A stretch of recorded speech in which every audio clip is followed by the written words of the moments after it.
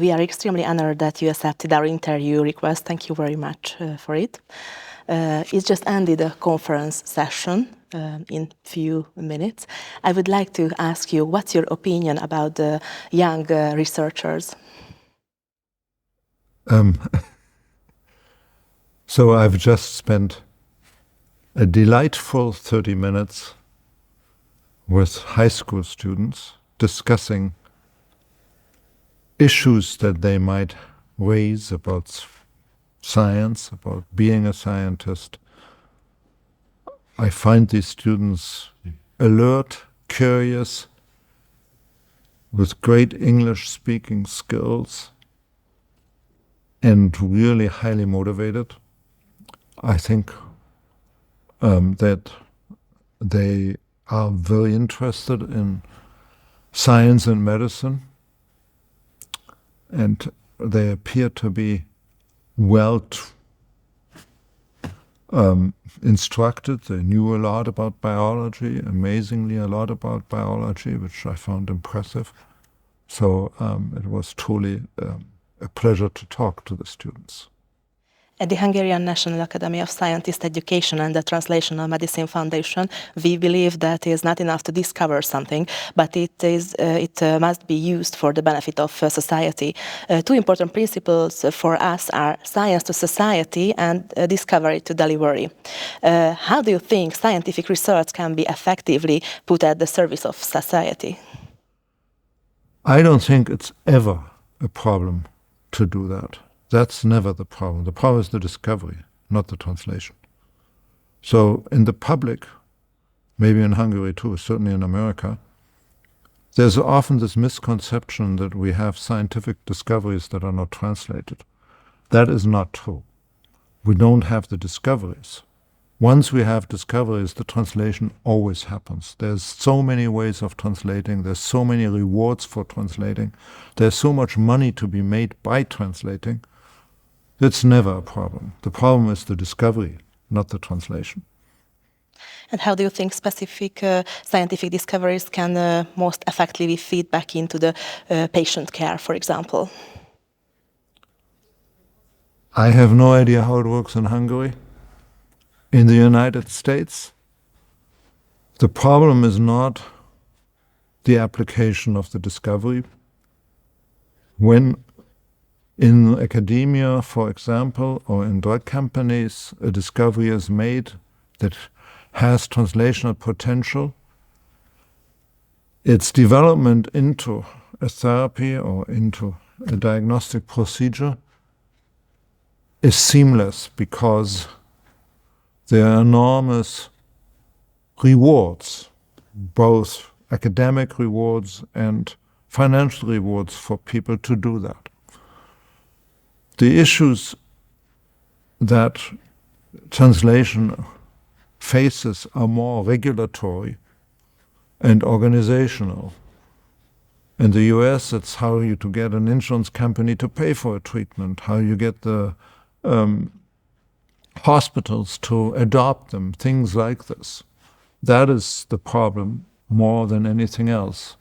Translation of scientific discoveries, I'm not aware that this has ever been a problem in the US at least. Okay. It always works.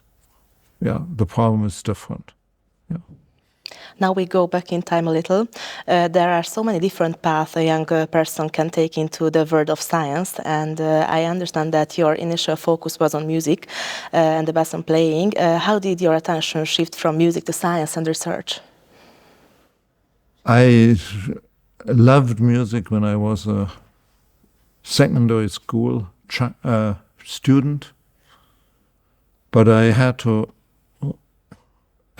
realize, concede the fact that I wasn't talented enough to be successful professionally. I then decided to study medicine because I thought it would be rewarding to have a profession that is meant to help people who are in need and to help basically people with diseases I practiced medicine very little, but I very much enjoyed it because I found it rewarding to do that. However, when I was getting in the clinic in medicine, I realized that in medicine, for most diseases then and to this date, we have no real therapies and we have no true understanding of what actually happens in these diseases. In other words, most medical practice is a craft. You do something because previous studies have found out that it might help. And sometimes you do something even though it doesn't help, but that's because everybody else does it this way. This lack of knowledge, this lack of understanding prompted me basically to become a scientist. I didn't become a scientist because I was interested in science in high school. I wasn't. I became a scientist because I realized that as a doctor, we are treating things very, very incompetently, not because we as doctors are bad, but because we just as humans don't understand what's going on. And I know that you are currently working with a diverse group of researchers. What makes this kind of cooperation especially fruitful? Which cooperation? From the different principles of science. Your colleagues come from different parts of the science, and why it is good for you? Because science is inherently interdisciplinary. All science that we do, all biomedical research at this point is interdisciplinary. You need many different approaches. And it's great to have those, and it's wonderful to have colleagues who are knowledgeable and experts in areas in which I have very little understanding. So this is just the way how it is. You can see the Hungarian National Scientist Education Program here, and I would like to ask you, do you have experience of scientist education in other countries as well? How does this program compare to those? I have seen science education programs in other countries. I have watched them in particular in the United States and in China and in Singapore, as a matter of fact.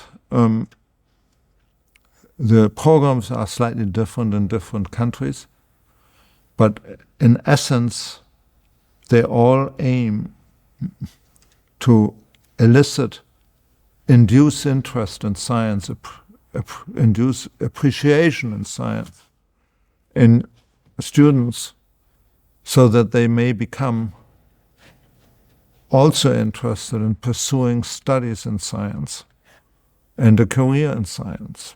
I think in all countries, but in particular in the Western countries, that is in Europe and the United States, people are turning away from science, career-wise, and that they become more interested in other careers.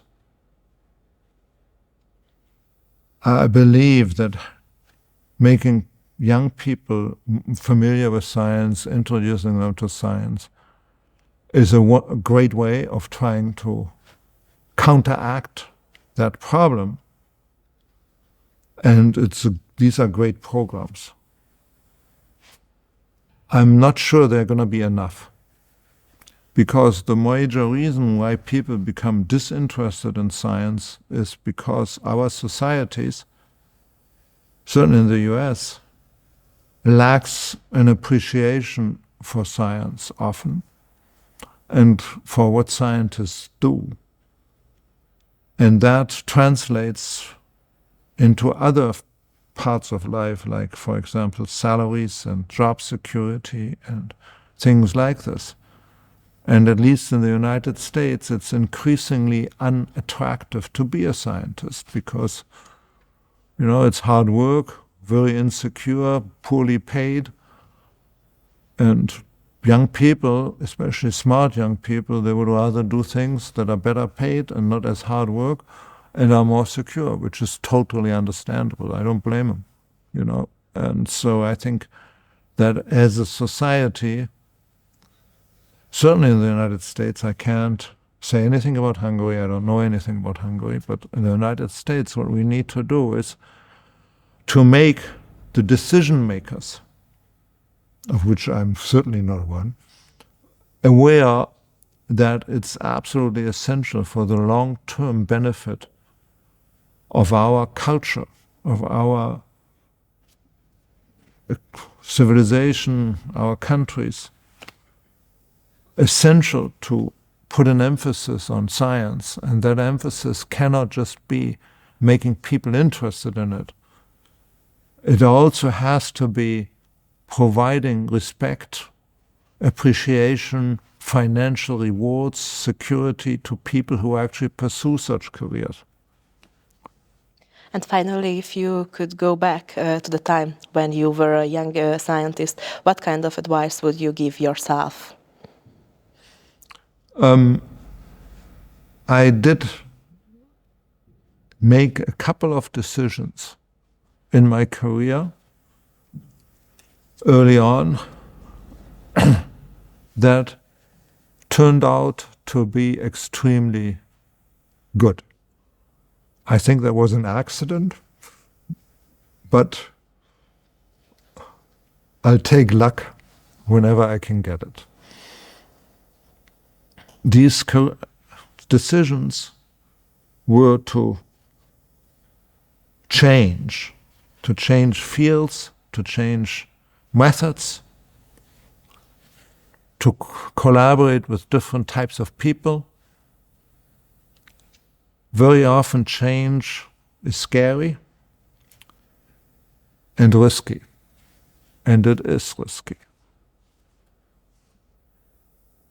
But I think that change is good, and I would encourage young scientists to take risks as long as they can, even though it may sometimes be very scary. Thank you very much for your valuable time. Thank you.